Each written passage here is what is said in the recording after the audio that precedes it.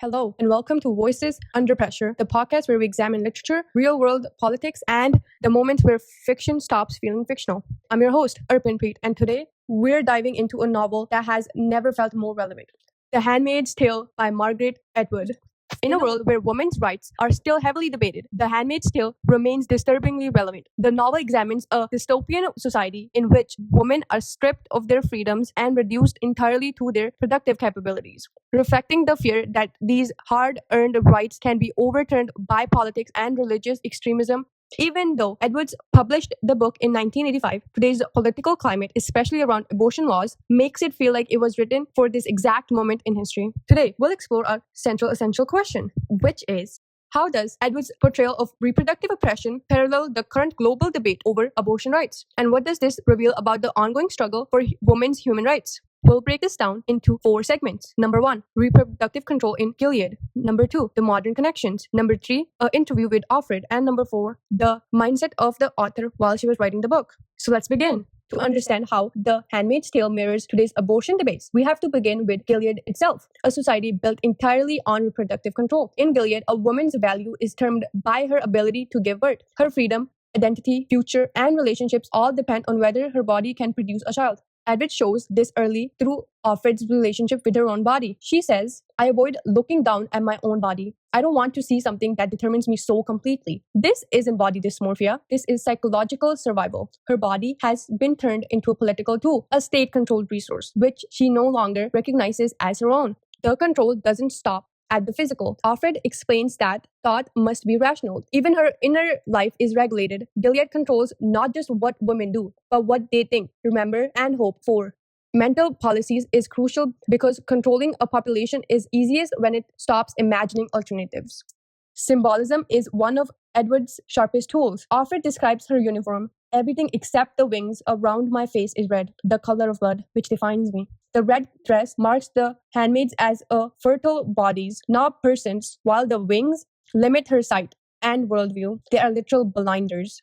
Language is also weaponized. Aunt Lydia claims ordinary is what you are used to. It is a chilling reminder that cruelty becomes normal when people are forced to adopt to it. This idea connects to our world today, where slow changes can normalize the loss of rights.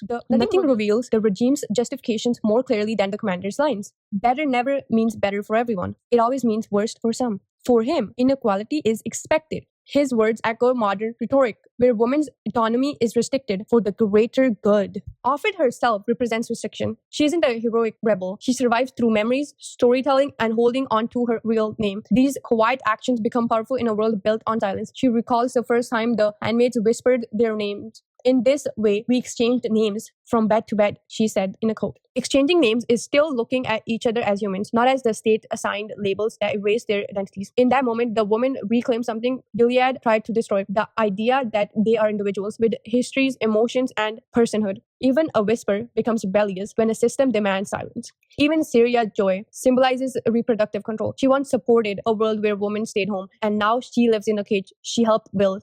Her pain and bitterness reveals how patriarchal systems harm even the woman enforcing them. Together, the themes, symbols, and characters in Gilead show what happens when a government decides that a woman's worth is nothing more than her womb. Now, when we step outside of Gilead into today's headlines, the lines between this dystopia and reality becomes uncomfortably thin. Edward didn't create Gilead to predict the future. She created it to reflect patterns already happening. In 2025, these patterns feel more clearer. One of the strongest real-world parallels happened earlier this year, in January 2025.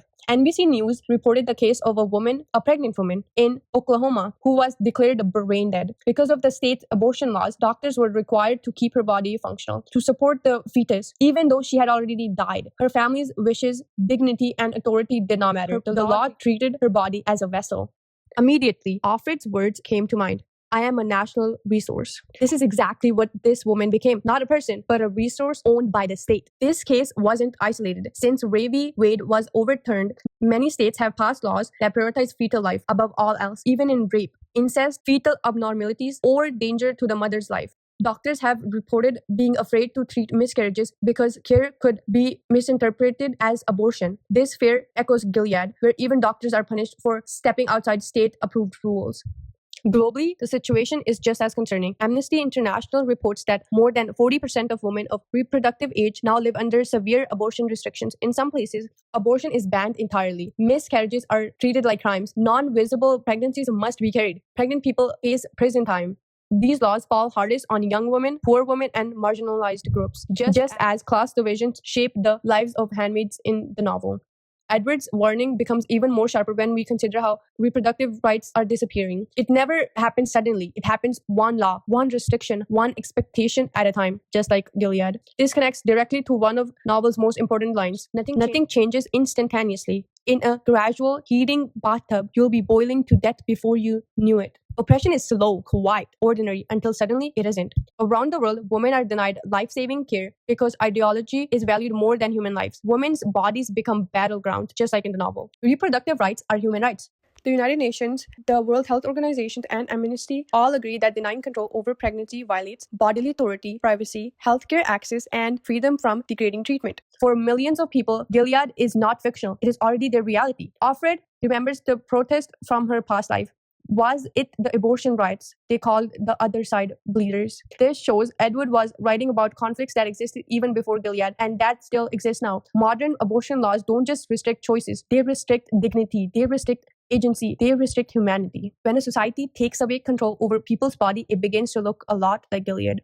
To bring Gilead into our world for a moment, let's sit across Offred and ask what she would want listeners today to understand. So, Offred, today there are places where women are denied life-saving care because doctors fear violating abortion bans. Some laws even keep a brain-dead pregnant woman's body functioning. What would you say to that? In Gilead, they say it was about protecting lives too, but it was never about protecting women. When the state takes control of your pregnancy, it stops seeing you as a person at all, only as a vessel. People say this kind of oppression happens slowly. Was that your experience? Yes, it comes in small steps, one restriction at a time, until suddenly your choices are gone. By the time you realize, it feels normal. What do you want people today to understand? That once the state claims your body, it claims your future. Don't let them take that away from you. Offred's imagined voice reminds us that control often hides behind the language of protection, and that reclaiming your story is the first act of resistance.